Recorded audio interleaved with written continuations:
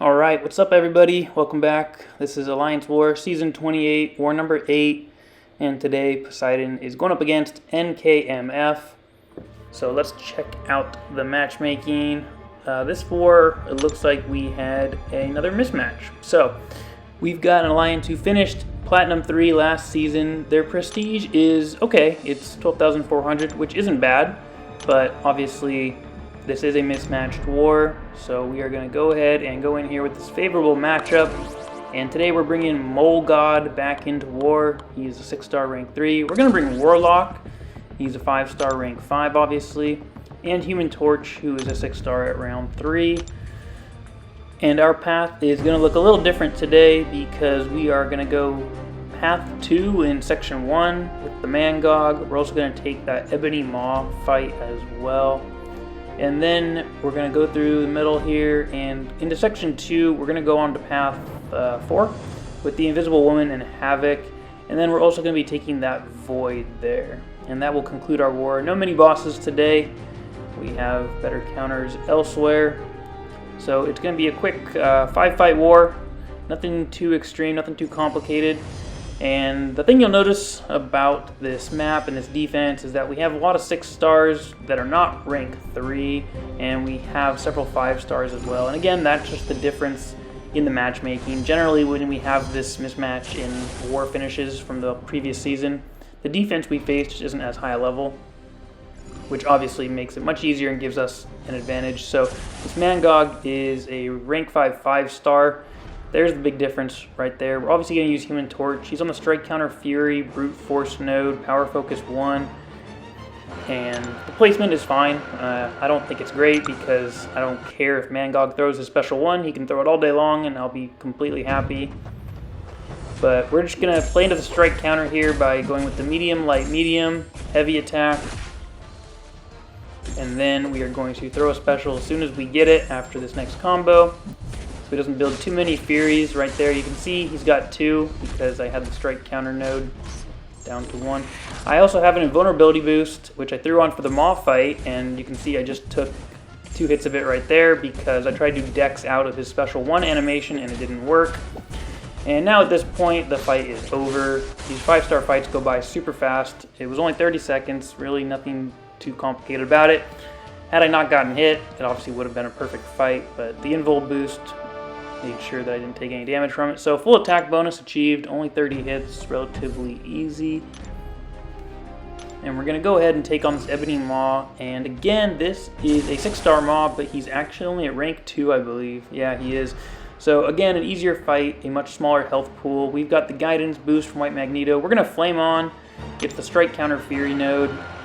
And again, not too worried about this fight. Human Torch is a great Ebony Maw counter. We just want to keep our temperature up so we can't miss when we're faltered.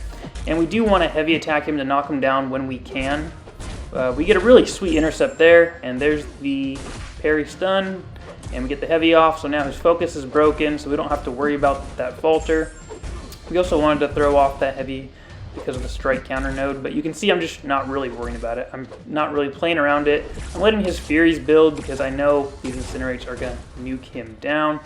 And ultimately, that was another very fast, very quick fight that Human Torch is just absolutely made for. And we get the full attack bonus, and we move on in 13 hits. So, super easy fight. Honestly, I probably could have saved my Flame On for a different fight.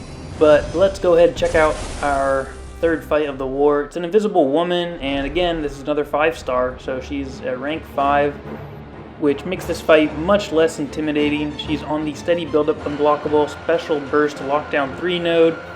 So Moleman is a great counter here because we are going to be purifying the debuffs that she applies to us through her abilities, as well as the nodes. So this shouldn't be too bad of a fight. There are times when she can go unblockable because our debuffs are purified slowly, one at a time, not all at once. So just because of that, that's the only thing I'm trying to be cognizant of. And right there, I just completely start whiffing. So she clocks me a few times, but she really does not do that much damage. I can take like 3 full combos to the face probably and be okay. Right there, I just mistimed the dex and got hit again. Lost another 10-15% of my health, but you can see how fast she's dropping down here. This fight's basically over. We're just going to get to a special 2 and end it without going into our frenzy. We don't need those guaranteed crits. And there she goes. KO'd, knocked down, 33 hits. Moleman gets the job done. Full attack bonus achieved. Relatively simple fight, and I really did not play it very well. So just imagine a skilled player who could have done that much better. And Moleman, just such an awesome counter and such a great champion in general. I think he's super underrated. I think he's one of the best skilled champions of the game. I love him personally. He's got so much that he has to offer and just so much health that you can take those hits and not worry about dying. So that's going to take us to this Havok, who's a 6-star at rank 2. Steady build up, unblockable, crumbling armor, and heal block debuff. This fight I was actually really concerned about because every Havok plasma counts as a debuff, so he can get unblockable very quickly and be unblockable for the entire fight. But we're going to use Warlock. We're going to use a Power Star 1 boost, a Tech Power boost, as well as the Tech Extra Damage boost. So the reason for that is just get to a special 2, do enough damage with it that we get back to another special 2, and basically just end the fight throwing special 2s all day. So here we go. Here's the first one. It does some massive damage, exactly what we wanted it to. Gets us back to a special 2. Bait out this heavy attack. Throw another special 2 right here. There we go. Back to another special 2. We're just going to throw one more, and we're pretty sure that's going to end it. And we never get any plasma on us, and this fight is over in the blink of an eye. 40 seconds. I had nothing to be worried about there. Great advice from our leadership. Perfect counter. Perfect strategy. So Warlock for the win. He is a very cool champion. I don't use him a lot, but when I do, I'm always impressed. So big round of applause for him there. Great champion. Let's go ahead and move to our last fight of the war, which is arguably the most difficult. It's a Void. He is a 6-star at rank 3. And he's on the Mighty Charge node. That's the big one. That's the addition.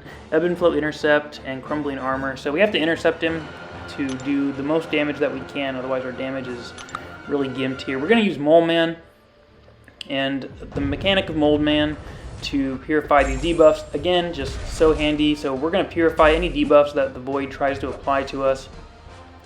And you can see I'm a little hesitant here in the beginning. I didn't really play it very well, but fortunately Moleman's unstoppable that he gets whenever the Void hits into our block does actually count as an intercept. So watch right here. We're going to have him come at us one more time, and we are going to retaliate on this next one as fast as we can. And when we retaliate, we get that Fury, which is because of the Ebb and Flow Intercept. So that counts as an intercept, which is great. So we're doing the most damage we can right now as we throw these special 2s. We're not in the Frenzy, and I don't want to go in the Frenzy just because I would really prefer to keep the debuffs being purified. I don't want those debuffs on me. It's just one less thing to think about. It's very annoying. And we're going to try to go unstoppable and have him hit into our block right here because we're going to counter it and retaliate with our regular attacks. We go into our Frenzy right here. We have the Fury up, and we get to our special 2, and there's the big damage. So that's a guaranteed fight ender right there. Took about a minute and 15 seconds. Pretty easy fight though. Moleman really good there as well. Great strategy for the Ebb and Flow Intercept. If you do not want to actually intercept, you can just go with his unstoppable retaliation technique. So that will conclude our war and the Alliance's war. So again, it was a mismatch. We had a very favorable advantage, which we knew going in. And again, it just speaks to the poor matchmaking that there has been this season. Hopefully everyone else out there hasn't been experiencing this weird off matchmaking. I don't know what it is, but again, we knew we had the advantage, so it was our war to lose. Credit to our opponents. I'm sure they did the best they could. They did end up clearing, obviously, so they just ended up dying about 20 times more than us. We died 10 times, which is all right. They died 31, so there's the win for us relatively convincingly, which is great. We need these easy wins when we can get them, so we'll take them, but because of the matchmaking and because our opponents are so much lower than us, we really don't move up a lot in the war season ranking from winning these wars, but we drop a lot from losing against the higher tiered, tougher opponents. So it's like when we lose big, and when we win small, and so we just are gradually slipping. So this win only moved us up like 2 spots in our ranking, I believe, which is still in Platinum 1, but after a win, you'd want to see a higher boost than that. So it's kind of frustrating, but I hope you enjoyed the video and the content. Drop a like if you did, and we will continue to post wars until the end of the season.